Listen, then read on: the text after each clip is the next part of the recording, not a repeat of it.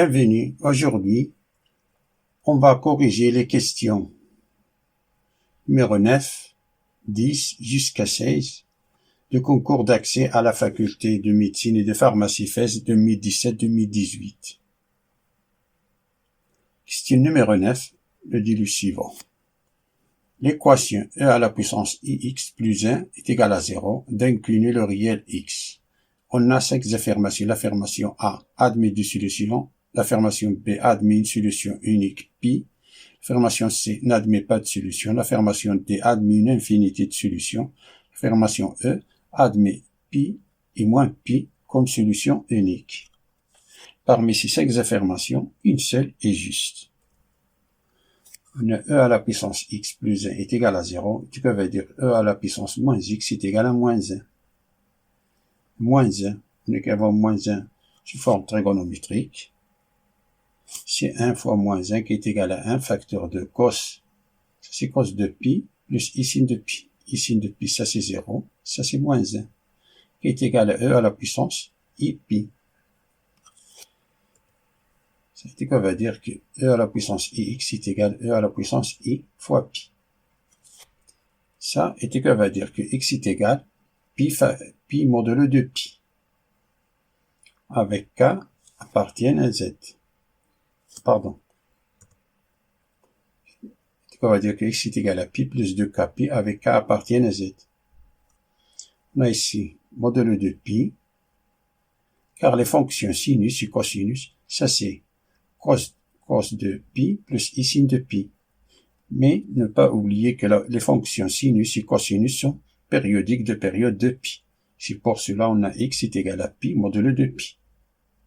Modulo de pi, ça veut dire c'est 2k pi. Avec k appartient à z. C'est-à-dire qu'on a une infinité de solutions.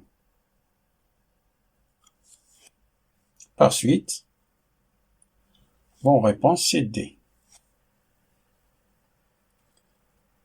Passons à la question suivante.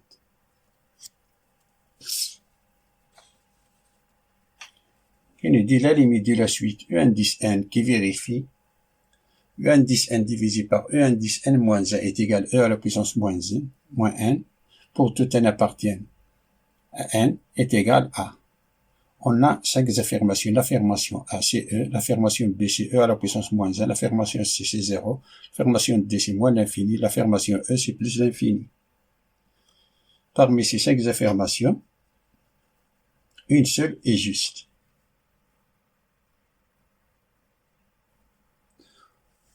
On a indice n divisé par e indice n moins 1 est égal à e à la puissance moins 1. Ça veut dire que e indice n est égal à e à la puissance moins 1 fois e indice n moins 1 pour tout n appartient à n. On a indice 1 est égal à e0 fois e indice moins 1. Indice 2, c'est e1 fois e à la puissance moins 2. Indice 3, c'est indice 2 fois e à la puissance moins 3. Et ainsi de suite. On a e indice n moins 1 est égal à e indice n moins 2 fois e à la puissance moins facteur de n moins 1. E indice n est égal à e indice n moins 1, e à la puissance moins 1. On marque ici, si on multiplie toutes les équations, ça c'est une équation de première équation, deuxième équation, troisième équation, quatrième équation, et ainsi de suite jusqu'à e indice n est égal à e indice n moins 1 fois e indice moins 1. Si on multiplie toutes ces équations,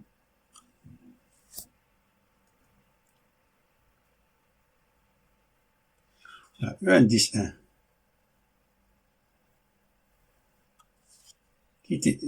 qui est à droite de l'égalité se simplifie par indice 1 qui est à gauche de l'égalité. Je multiplie 2. Ici, e indice 2 qui est à droite de l'égalité se simplifie avec ce E2 là. E3 avec E3, E4 avec E4, et ainsi de suite. E indice N moins 2 avec E indice N moins 2, E indice N moins 1 avec E indice moins 1. Et le résultat est, ça s'y simplifie, indice 1, indice 2, indice 3, indice 4, N-2, indice N-1, le reste que indice N, ça est égal, indice N est égal, indice 0 fois E indice moins 1, fois E indice moins 2, fois E indice moins 3, jusqu'à indice moins N. Comme on a la même base, alors on peut additionner les puissances. Ça est égal, E indice 0, E à la puissance, moins facteur de 1 plus 2 plus 3 jusqu'à N. Et ça, 1 plus 2 plus 3 plus N, ce n'est que N facteur de N plus 1 divisé par 2.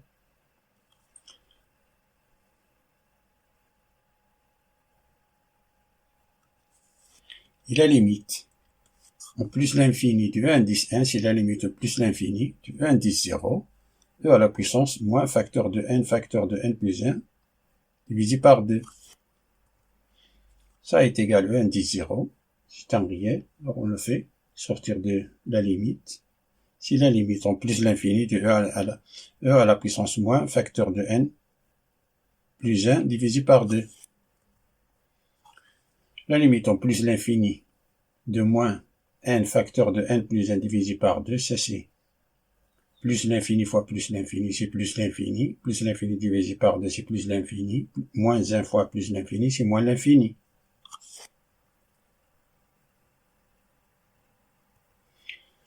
Donc, limite en plus l'infini de indice 0, de E à la puissance moins N facteur de N plus 1 divisé par 2, ça est égal indice 0, E à la puissance moins l'infini. Ça c'est, on a déjà calculé, c'est moins l'infini. E à la puissance moins l'infini, ça c'est 0. Ça c'est 1 sur E à la puissance plus l'infini. C'est 0. 0 fois E indice 0, c'est 0. C'est-à-dire, la bonne réponse c'est C. Voyons la question numéro 11,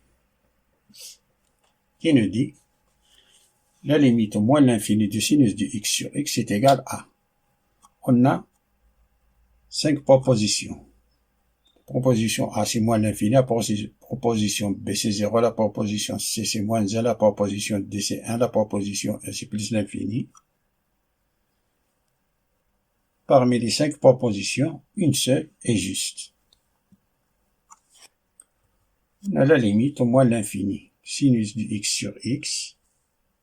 On sait que sinus du x est compris entre moins 1 et 1.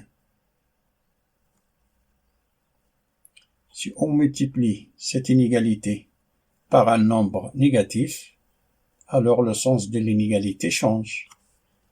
Et si on divise par un nombre négatif, le sens de l'inégalité change. Alors ça veut dire que moins 1 sur x est supérieur ou égal à sinus de x sur x qui est supérieur ou égal à 1 sur x, car on a x est strictement inférieur à 0. On a x tend vers moins l'infini, ça veut dire que x est strictement inférieur à 0.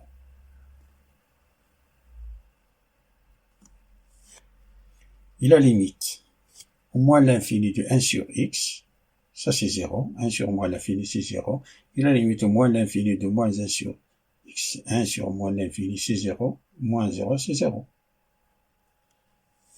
D'où la limite au moins l'infini du sinus du x sur x est égal à 0.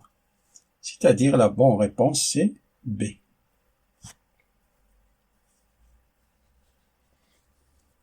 La question numéro 12 nous dit si f-1 est une fonction réciproque de la fonction f de x qui est égal à x sur racine cubique de x cube moins 1, alors pour tout x de intervalle 1 plus l'infini, f-1 du x est égal, on a 5 affirmations. Et parmi ces 5 affirmations, une seule est juste. On a f de x est égal à y, qui est égal à x sur racine cubique de x cube moins 1. Ça va dire que y cube sur O égale à la puissance 3 est égal tout ceci à la puissance 3, c'est-à-dire x à la puissance 3 divisé par x à la puissance 3 moins 1. Multiplié en croix,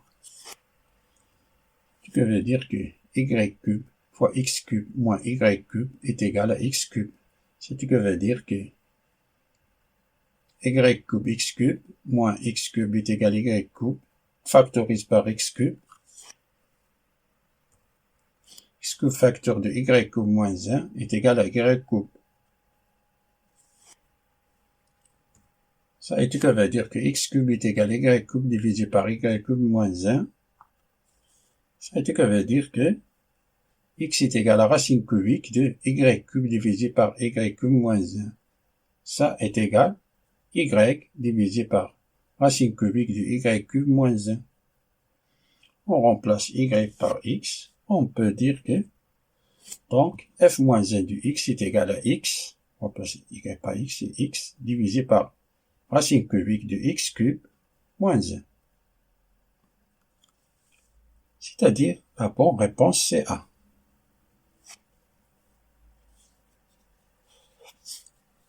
Passons à la question numéro 13. On nous dit dans l'ensemble 1 de l'équation, sommation de 0 jusqu'à 1 de combinaison de k parmi n est égal à 2 à la puissance 6. On a 5 affirmations. L'affirmation A admet une solution unique n est égal à 6. Affirmation B admet une solution unique n est égal à 5. Affirmation C admet une infinité de solutions. L'affirmation D admet 6 solutions différentes. Affirmation E n'a pas de solution. Parmi ces 5 affirmations, une seule est vraie. On rappelle tout d'abord la formule du binôme de Newton est la suivante. Soit A et B appartiennent à R carré et N appartient à N. On a A plus B à la puissance N est égal, c'est sommation de K égale à 0 jusqu'à N, la combinaison de K parmi N de A à la puissance N moins K fois B à la puissance K. Si nous prenons A est égal à 1 et B est égal à 1, et on remplace dans cette formule-là, alors on a 1 plus 1 à la puissance n qui est égal ici, plus n par 2, pardon, par n, si on a n plus 1 à la puissance n est égal, sommation de k est égal à 0 jusqu'à n de combinaison de k parmi n, et d'après l'énoncé, on a ça est égal à 2 à la puissance 6. Alors ça veut dire que 2 à la puissance n est égal à 2 à la puissance 6.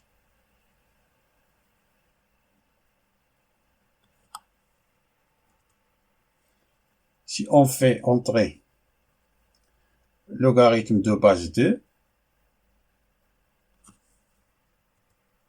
alors on a logarithme de base 2 de 2 à la puissance n est égal à logarithme de base 2 de 2 à la puissance 6. Simplifie ça, et ça veut dire que n est égal à 6. C'est-à-dire, on a une unique solution, n est égal à 6.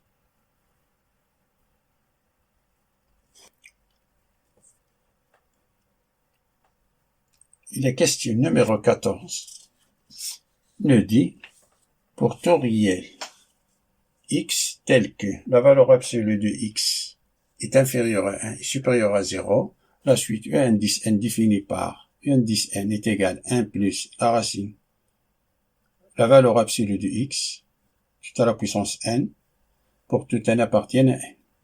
On a 5 affirmations. L'affirmation A, que la limite en plus l'infini de u indice n est égale à 1.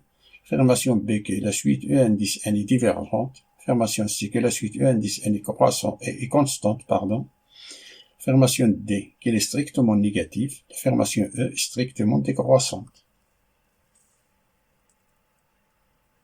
Là, pour tout x appartient à 1, on a la valeur absolue de x est inférieure à 1 et supérieure à 0.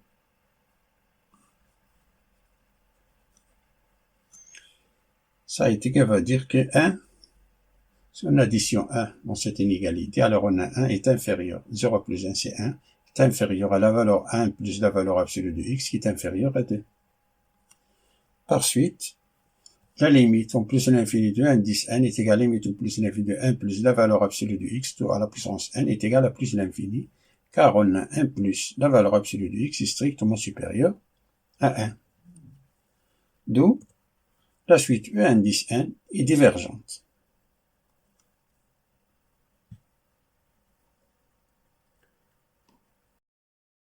C'est-à-dire la bonne réponse c'est B. Voyons la question numéro 15. Il dit l'équation à la puissance x moins i logarithme népérien de x est égal à 0, d'inclus le réel x. On a 5 affirmations. Affirmation A admet une infinité de solutions dans l'intervalle 0 plus l'infini over 0. Affirmation B admet au moins une solution dans l'ensemble R. Affirmation C n'admet pas de solution dans l'ensemble 0 plus l'infini fermé en 0. Affirmation D admet deux solutions dans l'ensemble 0 plus l'infini ouvert en 0. L'affirmation E admet une solution unique dans l'ensemble 0 plus l'infini ouvert en 0. Parmi ces 5 affirmations, une seule est juste. On a exponentielle de x moins i logarithme népérien de x est égal à 0. Comme on dit que x est réel, alors ça veut dire ça, c'est un réel. Le logarithme népérien de x est un réel, alors on a ici un nombre complexe. Ça est égal, ce qui veut dire qu'on a e à la puissance x moins i logarithme népérien de x est égal à 0 plus i, 0.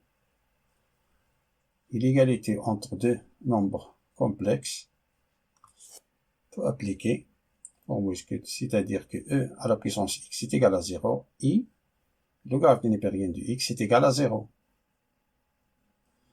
E à la puissance x est égal à 0, ça c'est impossible, car quel que soit x appartienne à R, e à la puissance x est strictement supérieur à 0.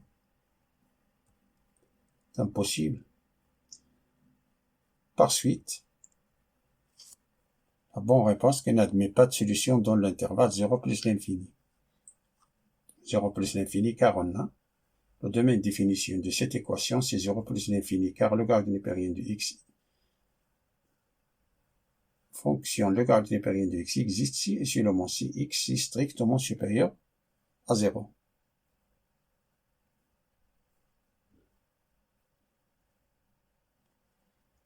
Passons à la question suivante.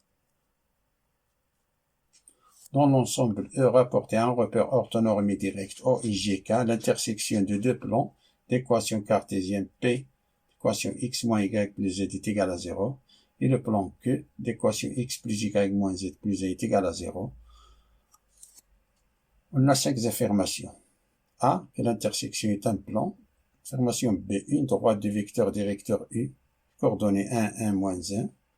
Affirmation C, une droite passant par le point A de coordonnées 0, 0, moins 1. Affirmation D, une droite du vecteur directeur 0, 2, 2. Affirmation E, une droite du vecteur directeur 1, moins 1, 0.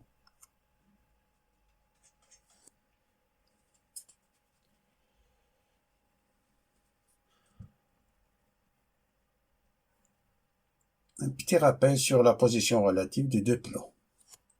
Soit deux plans, soit un plan P d'équation AX plus Y plus 6Z plus D est égal à 0, et le plan Q d'équation A'X plus B'Y plus C'Z plus D' est égal à 0. Si on a les coefficients A sur A' est égal à B sur B' est égal à C sur C' qui est égal à D sur D', alors les plans P et Q sont confondus. Si le coefficient A sur A' est égal à B sur B' est égal à C sur C', qui est différent de D sur D', alors les plans sont parallèles.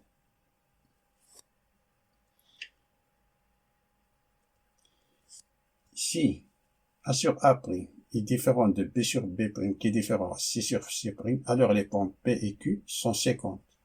Les deux plans seront séquentes lorsque l'un du coefficient A, B et C n'est pas proportionnel aux autres. On efface une continue. On a plan P, l'équation x moins y plus z est égal à 0.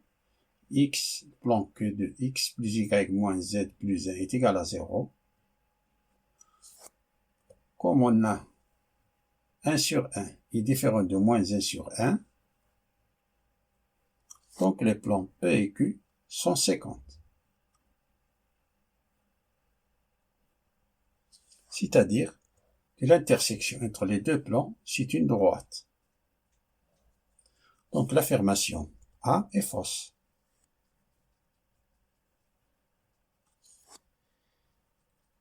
L'intersection entre les deux plans, P et Q, si x moins y plus z est égal à 0, x plus y moins z plus 1 est égal à 0, on va noter l'équation 1 par cette équation par le nombre 1 et ça par le nombre 2. Si on additionne les deux équations, ça implique que, on voit que si on additionne les deux équations, les y et les z s'éliminent. Alors on a 2x plus 1 est égal à 0. Ça veut dire que x est égal à moins 1,5. Si on pose z est égal à t, alors on a x est égal à moins 1,5 plus 0t. X est égal à moins 1,5, alors moins 1,5 plus 0 fois t. Y, on a y ici. Je le fais sortir le fais passer à l'autre côté. Alors on a y est égal à x plus z. C'est-à-dire y est égal à x plus z.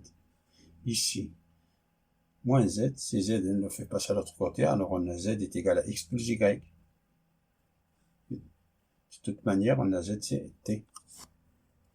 Ça veut dire que x est égal à moins 1,5 plus 0t. Y qui est égal, x c'est moins 1,5, et z c'est t. Moins 1,5 plus t. Et z est égal à t. On peut vérifier avec cette équation. X plus y. On a x plus y plus 1. Alors on a ça, plus 1. Alors moins 1. Plus moins 1, c'est moins 1. Moins 1 plus 1, c'est 0. Alors on a z est égal à t. Alors, l'intersection entre les deux plans, c'est la droite. C'est la droite D passant par le point moins 1,5, 0, et des vecteurs directeurs 0, 1, 1. Et comme le vecteur 0, 1, 1 et 0, 2, 2, vecteur là, vecteur E, sont collinéaires car on a le vecteur E de coordonnées 0, 2, 2, ce n'est que deux facteurs de 0, 1, 1. C'est pour cela sont collinéaires, les deux vecteurs. Par suite,